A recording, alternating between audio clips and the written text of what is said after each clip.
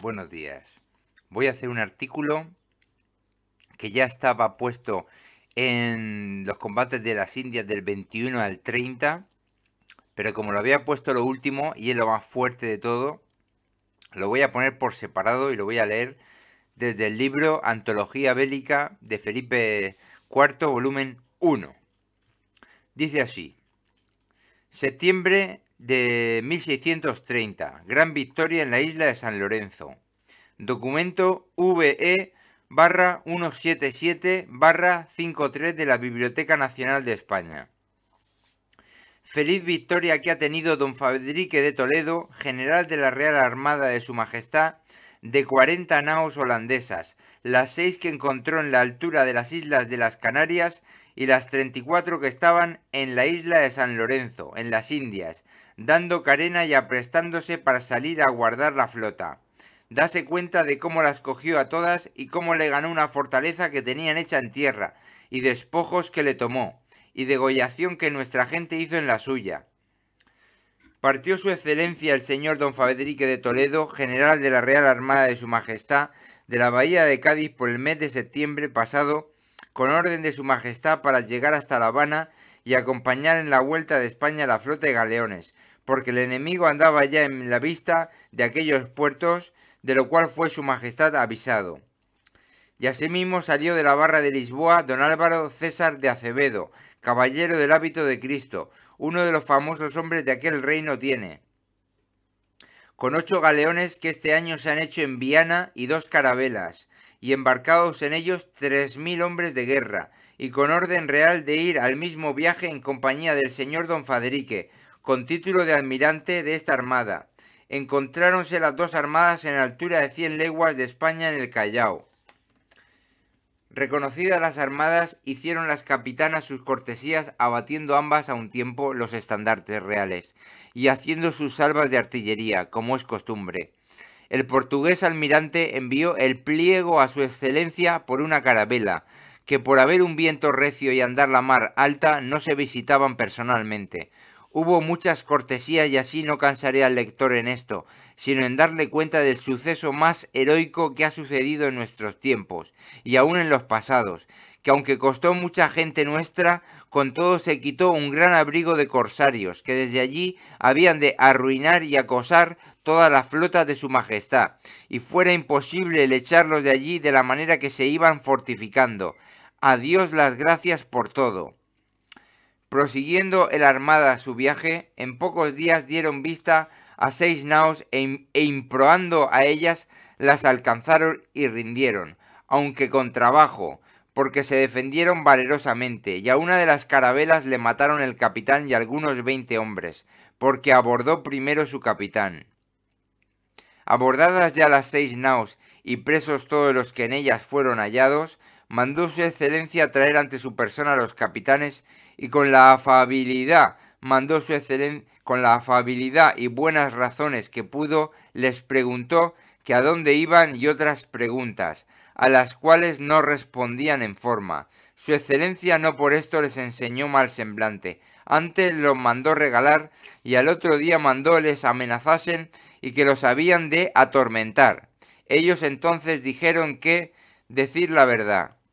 Dijeron cómo iban con socorro a la isla de San Lorenzo, dando cuenta de todo lo que en ella había, y cómo estaban todas sus naos dando carena y haciendo una fortaleza en tierra. Prosiguieron su viaje los nuestros a la dicha isla, y con banderas holandesas en nuestras naos, y el enemigo, entendiendo que eran sus naos de socorro, no hizo defensa, y así entró nuestra armada quemando y desbaratando la suya, con poca defensa, aunque nos mataron alguna gente. Rendidas ya las naos, mandó su excelencia que se aprestase nuestra gente para saltar en tierra y embestir la fortaleza que el enemigo llevaba ya en buena altura, y puestas algunas piezas de artillería a la mar para resguardo de las naos, porque estaba en un alto la fortaleza, y no dejaron por esta causa de recibir nuestras naos algún daño, porque les alcanzaba su artillería. Echada que fue nuestra gente en tierra y puesta nuestra artillería en su puesto, le envió su excelencia a decir que se rindiesen, y que se mirase que no había de ser como en Brasil, que juraba por la vida del católico y poderoso rey de España, que si no se daban dentro de 24 horas a buena guerra, que los había de pasar todos a cuchillo. El general holandés, cuando recibió este mensaje con grande risa y no menos mofa, dijo al tal mensajero: «Corre, dile a tu general que si allí nos entregamos o se entregaron los nuestros, fue por les haber faltado a nuestra gente lo más necesario, que era la unción, y que al presente se hallaban tan abastecidos que la guerra dará a cada uno lo que fuere suyo, y se echará de ver lo que el ánimo holandés vale en la presente ocasión». Su excelencia propuso, dijo don Álvaro César de Acevedo, caballero del hábito de Cristo, al almirante de la Armada, las razones siguientes: soy de parecer, excelentísimo señor, que nuestra gente se retire hacia la orilla y se eche la más artillería que se pudiere en tierra, y se haga una muy fuerte trinchera en parte donde le combatamos su fortaleza al enemigo, porque el mejor modo que aquí se ha de tener es que no se desampare la orilla, por el socorro que de nuestra armada puede nuestra gente recibir, que de tentarnos la tierra adentro con poca gente puede el enemigo estorbar a los nuestros el saltar en tierra. Y así dejaron 6 piezas de artillería en la orilla y buenos artilleros con ellas. Llevaron 24 a lo alto de una peña, muy a propósito al intento de combatir desde allí la fortaleza. Y por otra parte se pusieron 1000 soldados portugueses, de la escuadra de Portugal, de los cuales recibió el enemigo gran daño, porque los degollaron más de 3000 soldados de los suyos que se iban huyendo de noche a la sierra. Puesta nuestra gente en su orden y la artillería también, se dio la primera rociada en la fortaleza y en su gente, apellidando antes al glorioso mártir San Lorenzo. Parece que fue milagro del santo, pues no disparó pieza que no ejecutase su firma, pues se vio que su artillería no llegaba a la nuestra, salvo unas 2 culebrinas españolas, de las cuales recibió algún daño nuestra gente. Nuestra artillería le derribó un paredón muy fuerte, con el cual tenían ellos alguna defensa. Quedó con esto su artillería descubierta, y no les dieron lugar los nuestros a poder reedificar lo caído, y juntamente las muchas rociadas con que nuestra artillería los acosaba, que en 24 horas que duró la refriega no les dieron lugar, como lo dicen, a que se rascasen. El enemigo, visto su pérdida, arrimó la pólvora que pudo a la fortaleza, y a vista de todos le pegó fuego y le derribó gran parte del murallón, y en nuestras naos cayeron algunos pedazos de grandes piedras. Nuestro general mandó que la gente fuese marchando hacia donde estaba el enemigo, y él, viendo que se le iban acercando, alzó una bandera de paz y pidió le admitiesen un concierto, a que su excelencia respondió no haber lugar, y a nuestra gente que embistiese, y los acabasen de desbaratar. El general holandés se subió sobre un barril de pólvora y se voló él mismo.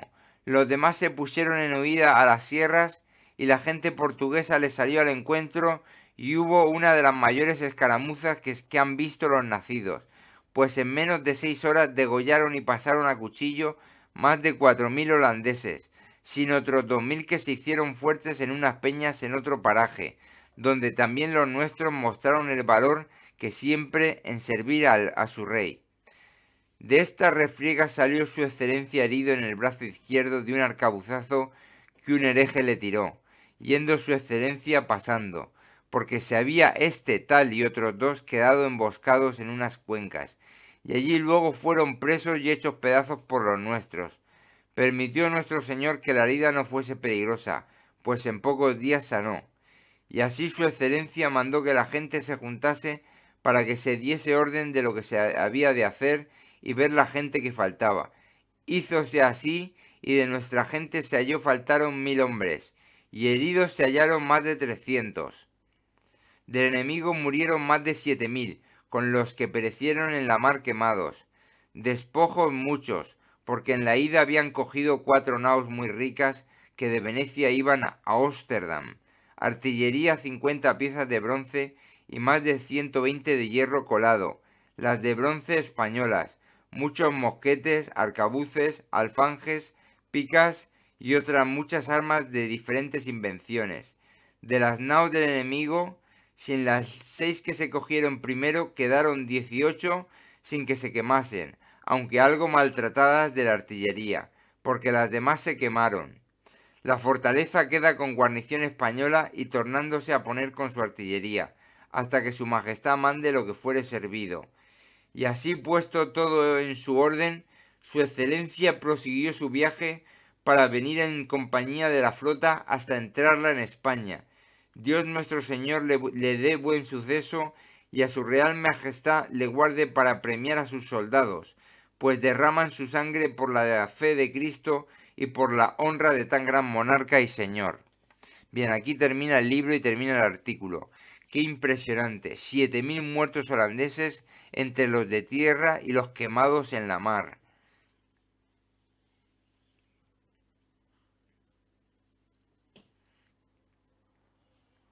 Fíjate, de 34 naos solo quedaron 18 sin quemar.